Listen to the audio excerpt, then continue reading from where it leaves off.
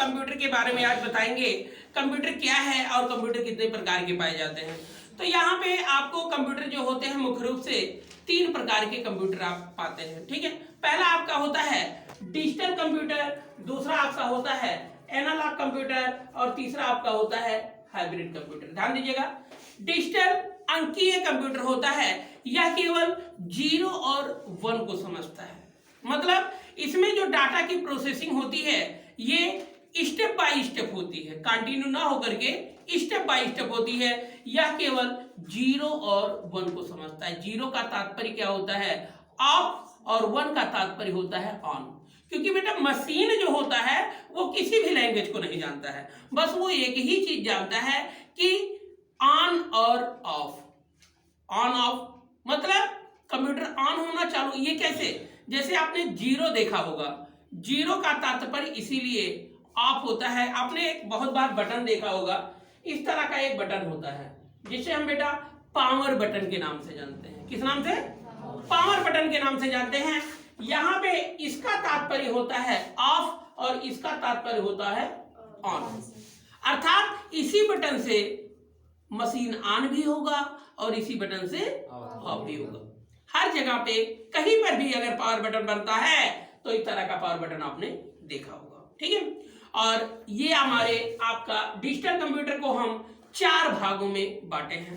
पहला आपका है बेटा माइक्रो कंप्यूटर, दूसरा मिनी कंप्यूटर, तीसरा मेन फ्रेम, चौथा सुपर। तो यहाँ पे माइक्रो मीन्स होता है क्या, माइक्रो सबसे छोटा, माइक्रो मीन्स सबसे छोटा। यहाँ पे कार्य के आधार पर ना वर्गीकृत करके आकार के आधार पर डिजिटल को हम कितने भागों में, 4 भागों में बांटे हैं। Micro, mini, main frame, super. Micro ये हमारा सबसे छोटा, इसके अंतर्गत बेटा 3 computer, desktop, laptop, palmtop. Desk means मेज और टॉप ऊपर, अर्थात मेज के ऊपर रख करके जो ऑपरेट करते हैं उसी को हम डेस्कटॉप बोलते हैं। लैप गोद होता है, जैसे बच्चे होते हैं ना, कहते हैं गोद में ले लो, तो गोद में रख करके ऑपरेट जो करते हैं उसे लैपटॉप बोलते हैं।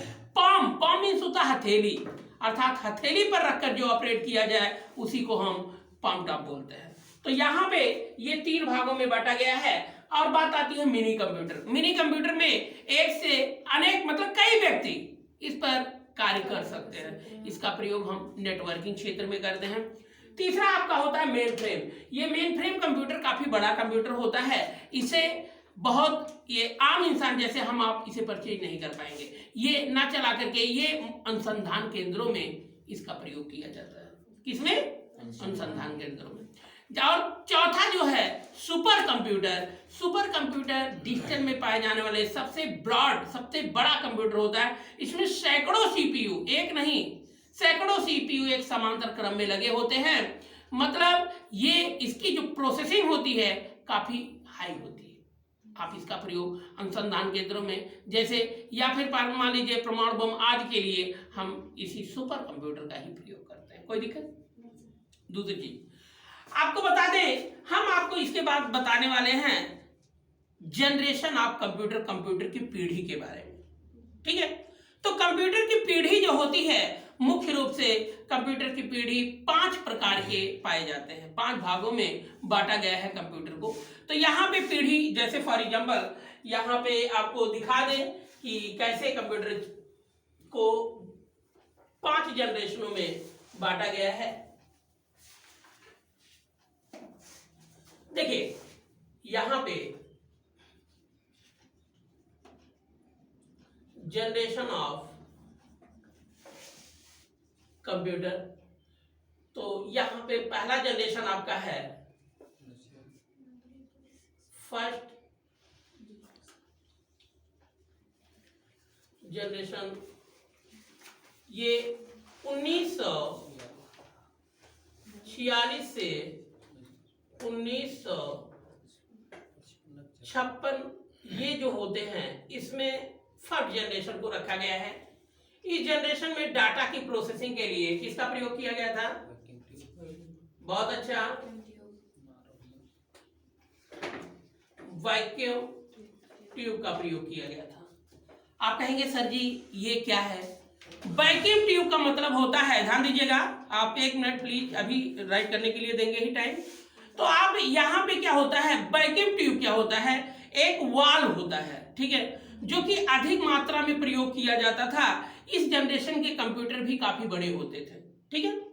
आप 2-4 नहीं, आप 20 फीट के लगभग एक कंप्यूटर की ओर पाया जाता था, किसमें, फर्स्ट जनरेशन। और जानते हैं फर्स्ट जनरेशन में डाटा की प्रोसेसिंग करने के लिए आप जो हार्ड डिस्क क्या है, एक स्टोरेज डिवाइस होता है। क्या है, स्टोरेज डिवाइस। हार्ड डिस्क के स्थान पर जो स्टोरेज डिवाइस के रूप में जो प्रयोग किया जाता था, जानते हैं, वो करीब 200 केजी का होता था, मात्र 5 MB डाटा स्टोर करने के लिए। कितने, 5 MB मतलब मेगाबाइट। तो 5 MB के डाटा केवल स्टोर करने के लिए आपको कितना, 200 केजी वजन का हार्ड डिस्क। आज आप देख रहे होंगे, ये बेटा आपका हार्ड डिस्क है, ये आपका हार्ड डिस्क है। इस हार्ड डिस्क को, ये आपका हार्ड डिस्क क्या करता है, हार्ड डिस्क आपके स्टोरेज डिवाइस का काम करता है। आज ये कितना वजन होगा, बहुत ज्यादा होगा, 100 ग्राम तो नहीं होगा, है ना। तो इतने वजन का आप बताइए, 500 1000 GB तक आप हार्ड डिस्क पाते हैं, जिसमें आप अपनी आवश्यकता अनुसार कोई भी डाटा स्टोर कर सकते हैं। 1000 ही नहीं, और भी आपकी जरूरत के अनुसार आप जो भी बढ़ाना चाहें बढ़ा सकते हैं। हार्ड डिस्क आपके ऊपर होता है। लेकिन अगर मान लीजिए मुझे बहुत चीजें स्टोर नहीं करना है, तो आप ज्यादा हार्ड डिस्क का प्रयोग करने से कोई मतलब नहीं है। आज हार्ड डिस्क के स्थान पर SSD का आप प्रयोग कर रहे हैं। SSD means solid state drive. तो ये हम आगे एक्सप्लेन करेंगे मेमोरी में। हम आपको यहाँ पे जनरेशन बता रहे हैं, तो पीढ़ी पहले देख लीजिए।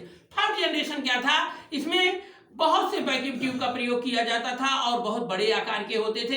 ये एक इसमें बहुत बड़ी खामियां ये थी कि अधिक टाइम तक कार्य करने पे ये हीट हो जाता था, गर्म हो जाता था, जिससे मेरे कंप्यूटर बंद हो जाते थे।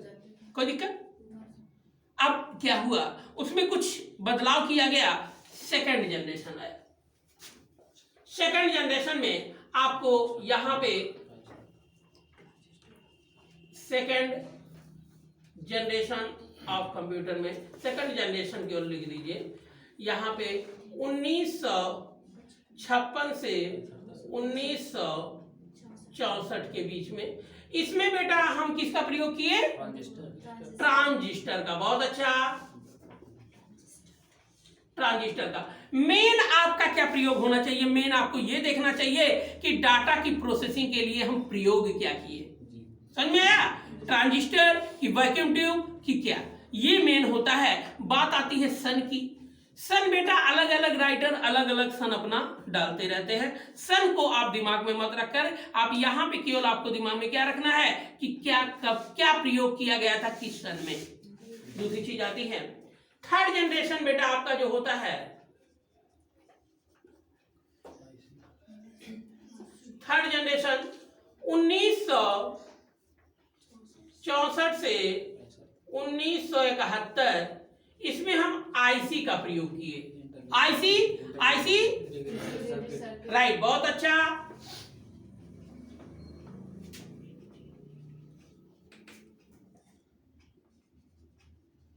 इंटीग्रेटेड सर्किट, इंटीग्रेटेड सर्किट, ये आपका आईसी होता है, इंटीग्रेटेड सर्किट। और फोर्थ जनरेशन जो आपका है,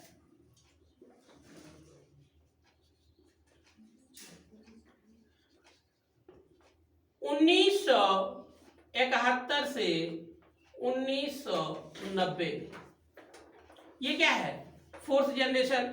इस जनरेशन में हम माइक्रो प्रोसेसर का प्रयोग किए। किसका, माइक्रो प्रोसेसर का प्रयोग हम किए, या फिर इसी को हम बेटा VLSI के नाम से भी जानते हैं। नमस्ते। VLSI मतलब वेरी लार्ज स्केल इंटीग्रेशन, ध्यान दीजिएगा। तो VLSI के नाम से भी जानते हैं। फिर नमस्ते बेटा, यहां पे नेक्स्ट आपका है fifth generation. Fifth generation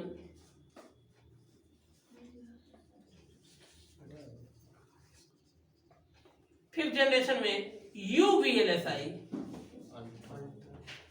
ultra very large scale integration. समझ में आया? तो ये आप लिखना चाहते हैं, एक अपने कॉपी पे लिख सकते हैं। 1990 से आज तक नहीं सकती। हाँ, यहाँ पे 1990 से आज तक आज